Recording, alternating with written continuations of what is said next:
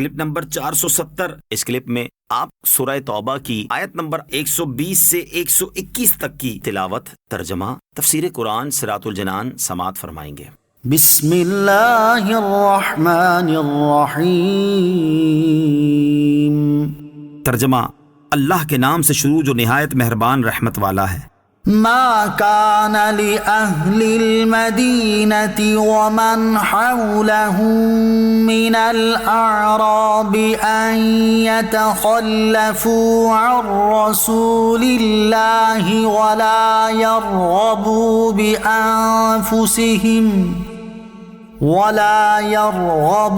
بأنفسهم عن نفسه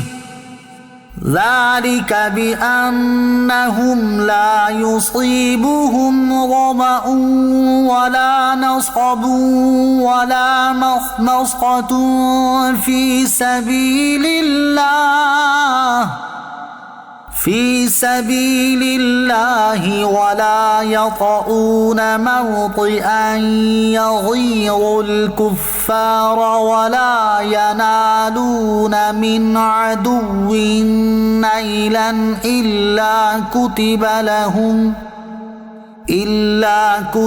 لهم به عمل صالح ان اللہ لا یضیع اجر المحسنین۔ ترجمہ، اہل مدینہ اور ان کے ارد گرد رہنے والے دیہاتیوں کے لیے مناسب نہیں تھا کہ وہ اللہ کے رسول سے پیچھے بیٹھے رہیں، اور نہ یہ کہ ان کی جان سے زیادہ اپنی جانوں کو عزیز سمجھیں۔ یہ اس لیے ہے کہ اللہ کے راستے میں انہیں جو پیاس یا تکلیف یا بھوک پہنچتی ہے، اور جہاں کفار کو غصہ دلانے والی جگہ پر قدم رکھتے ہیں، اور جو کچھ دشمن سے حاصل کرتے ہیں، اس سب کے بدلے ان کے لیے نیک عمل لکھا جاتا ہے۔ بے شک اللہ نیکی کرنے والوں کے اجر کو ضائع نہیں فرماتا۔ ما كان لأهل المدینہ،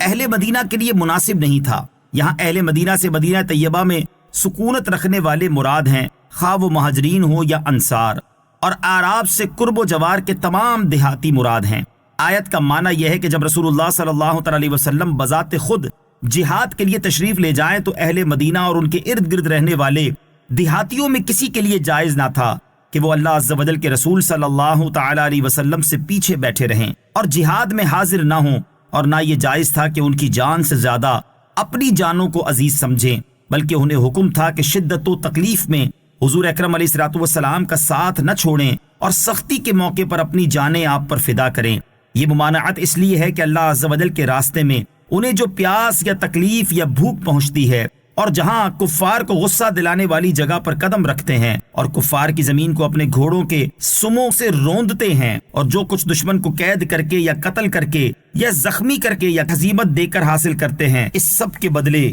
ان کے لیے نیک عمل لکھا جاتا ہے۔ ان اللہ لا یضیع اجر المحسنین،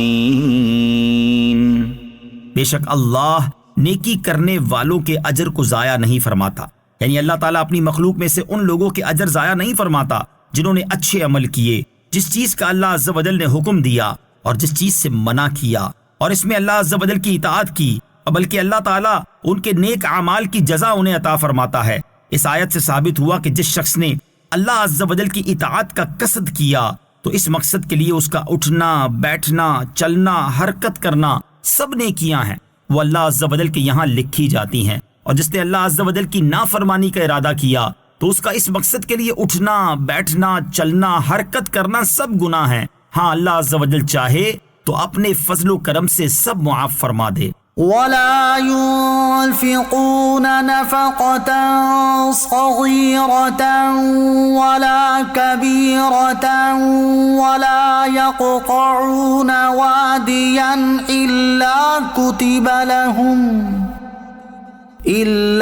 كتب لهم ليجزيهم الله أحسن ما كانوا يعملون۔ ترجمہ، اور جو کچھ تھوڑا اور زیادہ خرچ کرتے ہیں اور جو وادی وہ طے کرتے ہیں سب ان کے لیے لکھا جاتا ہے، تاکہ اللہ ان کے بہتر کاموں کا انہیں بدلہ عطا فرمائے۔ ولا ينفقون نفقة صغيرة ولا كبيرة.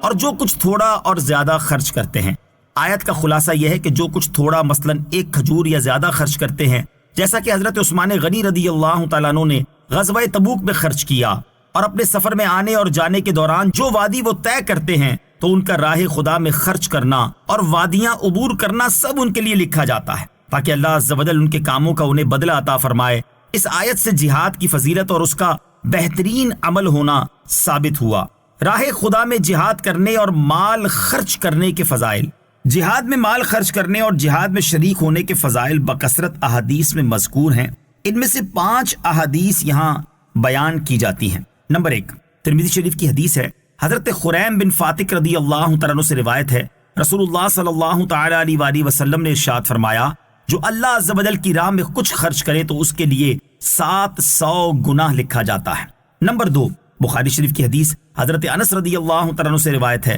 حضور اقدس صلی اللہ تعالیٰ علیہ وسلم نے ارشاد فرمایا، اللہ تعالیٰ کی راہ میں صبح کو جانا یا شام کو جانا دنیا و ما فیہا سے بہتر ہے. نمبر 3، ابو داؤد شریف کی حدیث ہے، حضرت ابو امامہ رضی اللہ تعالیٰ عنہ سے روایت ہے، رسول اکرم علیہ الصلوۃ والسلام نے ارشاد فرمایا کہ 3 شخص ایسے ہیں کہ جو اللہ تعالیٰ کی ذمہ داری میں ہیں. نمبر 1، وہ شخص جو اللہ عز و جل کی راہ میں جہاد کے لیے نکلے، وہ اللہ تعالیٰ کی ذمہ داری میں ہے، حتیٰ کہ اسے موت آ جائے تو جنت میں داخل فرما دے یا اجر اور غنیمت کا مال لے کر واپس کرے. نمبر 2، وہ شخص جو مسجد کی طرف چلے، وہ اللہ تعالیٰ کی ذمہ داری میں ہے. نمبر 3، وہ شخص جو اپنے گھر میں سلام کر کے داخل ہو، وہ اللہ تعالیٰ کی ذمہ داری میں ہے. نمبر 4، مسلم شریف کی حدیث ہے، حضرت ابو ہریرہ رضی اللہ تعالیٰ عنہ سے روایت ہے، نبی اکرم صلی اللہ تعالیٰ علیہ وآلہ وسلم نے ارشاد فرمایا، اللہ عز و جل کی راہ میں جہاد کرنے والے کی مثال اس کی سی ہے جو دن کا روزہ دار اور رات کو آیات الہی کی تلاوت کرنے والا ہو، نہ روزے سے تھکے نہ نماز سے، حتیٰ کہ اللہ عز و جل کی راہ کا مجاہد لوٹ آئے. نمبر 5، ابو داؤد شریف کی حدیث حضرت ابو مالک اشعری رضی اللہ تعالیٰ عنہ سے روایت ہے، فرماتے ہیں کہ میں نے رسول کریم صلی اللہ تعالیٰ علیہ وسلم کو ارشاد فرماتے ہوئے سنا کہ جو اللہ تعالیٰ کی راہ میں گھر سے نکلا پھر قتل کیا گیا، یا اسے اس کے گھوڑے یا اونٹ نے کچل دیا، یا اسے زہریلے جانور نے ڈس لیا، یا اپنے بستر پر کسی سبب سے مر گیا، جیسے اللہ عز و جل نے چاہا تو وہ شہید ہے اور اس کے لیے جنت ہے.